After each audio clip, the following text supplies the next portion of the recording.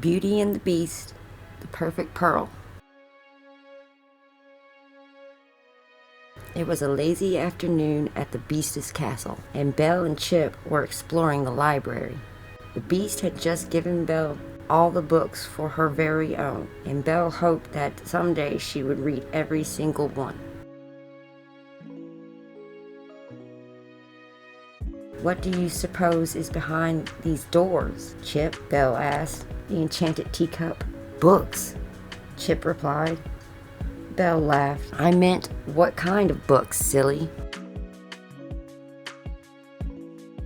Belle threw open the doors. "I knew it. More beautiful adventures, tucked away and forgotten. Maybe even unread," she said. It wasn't that the Beast didn't use the library, but when he did, he always read the same book.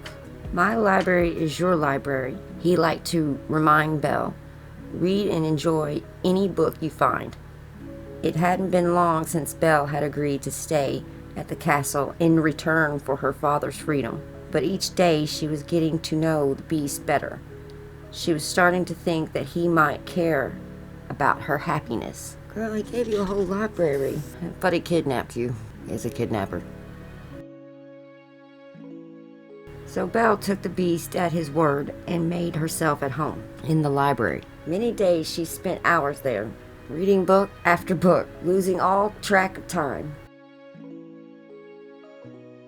Belle considered books priceless treasures, so when she took a break from reading, she gave the books special attention. Belle asked Babette to help her dust them. She shelved any stray books. She even pressed flat any folded pages. She is meticulously caring for these books like they're babies. One morning, Belle noticed the Beast had left his favorite book lying open on the arm of his chair. "That's not good for the binding," Belle said. She picked up the book and examined it. Although the leather cover was worn, it was a beautiful volume with a brass clasp decorated with pearls. But Belle noticed one of the pearls was missing. "What is a book doing with fancy pearls on it? What kind of books do you have, Beast?" And Belle's like, "I see these books all the time. Jewels, emeralds, pearls, diamonds. It's no big deal, just one missing." Belle looked around on the floor in case it had fallen out just then. Chip helped her search. "I found something," he called. There by the library door was a single perfect pearl. "Let's see if it fits," Belle suggested. She dropped the pearl into the hole in the clasp. "It's perfect," said Chip. "How many pearls are rolling around on the floor in the Beast's castle?" "Lots. You breaking people's necklaces now? Popping pearls?" "He's a lonely guy. He doesn't have friends. Anyway." But the pearl was loose and wouldn't stay put. "I have an idea," Belle said. "This book is obviously the Beast's favorite. I'll fix it up a bit at a time. As the finishing touch, I'll reattach the pearl. Then you can surprise him," Chip cried. Belle nodded. She was happy to do something nice for the Beast. Belle has too much time on her hands, don't you think? Belle got right to work. She borrowed some rags and polish from Mrs. Potts and gently cleaned the leather cover. Then she put the book back on the Beast's chair so he wouldn't miss it. But when the Beast came into the library, he didn't pick up his book. He seemed to be looking for something. "Can I help?" Belle asked. "No," he bellowed. Then more quietly he added, "I mean, no. Excuse me." Without another word, he left the room. "Belle, you already know he's looking for that pearl." He's like, "She's gonna hurt me." "She's gonna hurt me if I don't find that pearl. I hope she don't know about it yet." But she does, and she's got it in her pocket, Beast.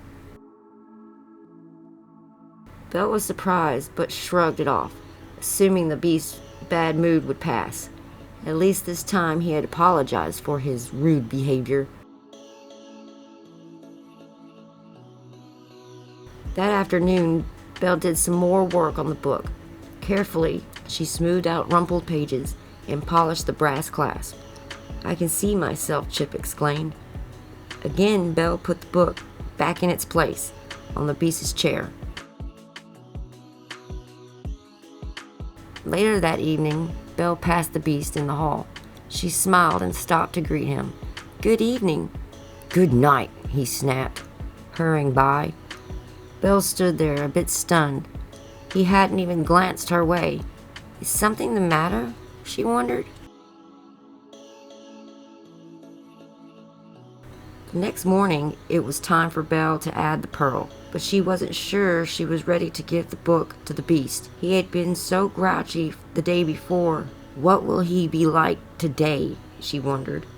Just then, the beast burst through the doors. "You!" he cried. "You had the pearl all along? I've been looking everywhere, trying to find it." "Well, why didn't you say so?" Belle shouted. Then she tossed the pearl onto the table. "By the way, I've been fixing up your book as a surprise." The beast was shocked. He looked at the book. He picked up the pearl. Then he smiled and began to laugh. Belle stormed towards the door. "Belle, wait," the beast said. His gentle voice made Belle stop and turn.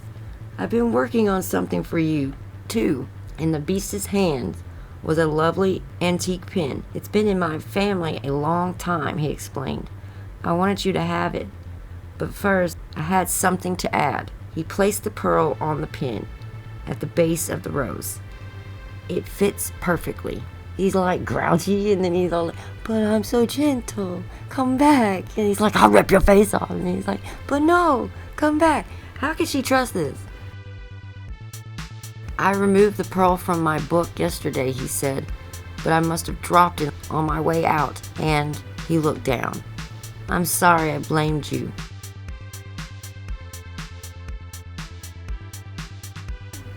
Now it was Belle's turn to laugh. "Well, I'm sorry I stole your surprise." Belle pinned the gold rose with the perfect pearl to her dress. Then she watched as the beast noticed his book's shining brass clasp, polished cover, and smooth pages. "Thank you, Belle," he said. "You've made it new." Belle and the beast still had much to learn about each other, but their hearts were in the right place. The end.